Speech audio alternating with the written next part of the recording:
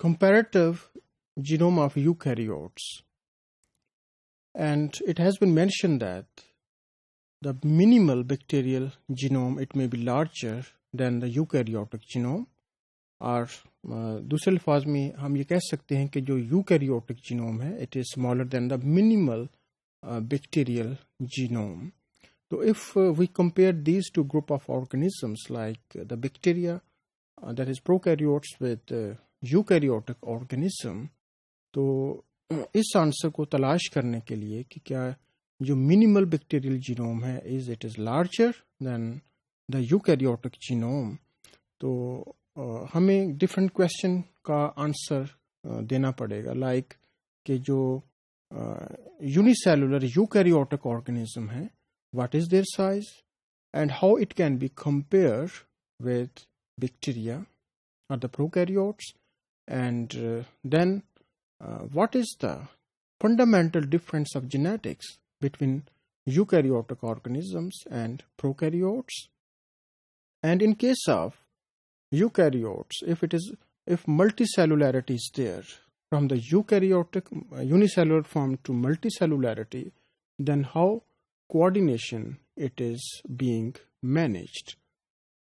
And some other questions in the same way they can be asked, and these two genomes they can be compared.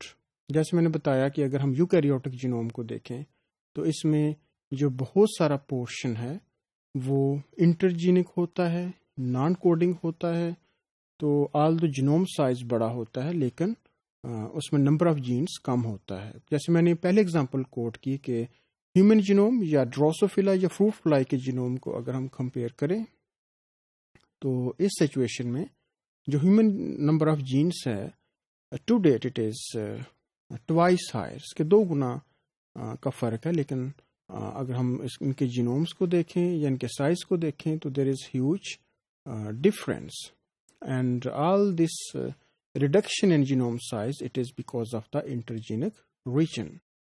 اسی طرح سے اگر ہم ایک ممبر جو ہے کنگڈم فنجائی کا اس کو دیکھیں like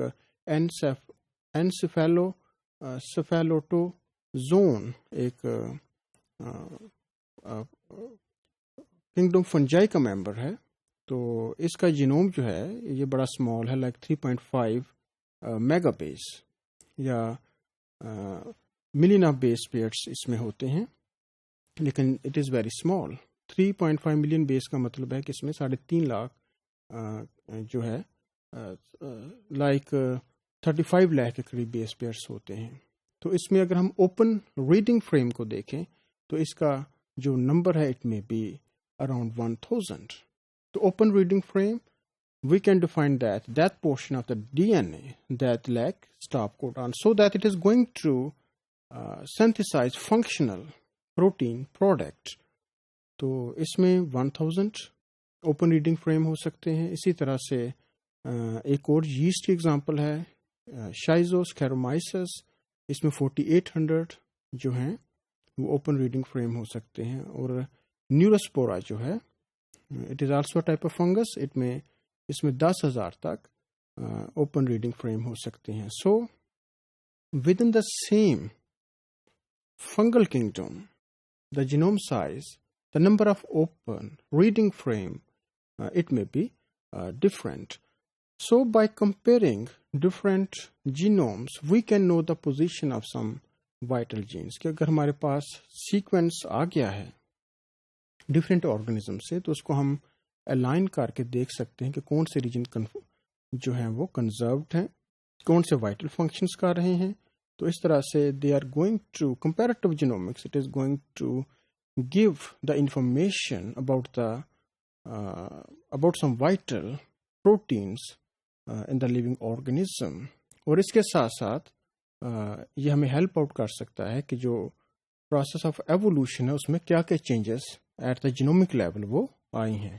so comparative genomics, it is very important study to compare the genomes, to study the differences in the genomes so that we can understand the process of evolution, and for the sequencing and for the mapping of the genome we can compare different organisms. And in this way, after discussing the comparative genomics with reference to bacteria, organelles, or eukaryotic organisms, now we have a basic background that what may be the range of size of the genome from one domain of organism to another domain. Like in some bacteria, like archaea, genome is very small, and within same prokaryotes, the domain eubacteria, larger genomes, and in the same way, it is showing resemblance with the mitochondrial DNA. And within the eukaryotes, the unicellular or multicellular organism, they are also showing variation in their genome size, and some they are having comparable level of genes despite having different genome size. And this reduction in size in the gene, it is due to presence of intergenic region. So all such informations, they can help us in the process of gene manipulation.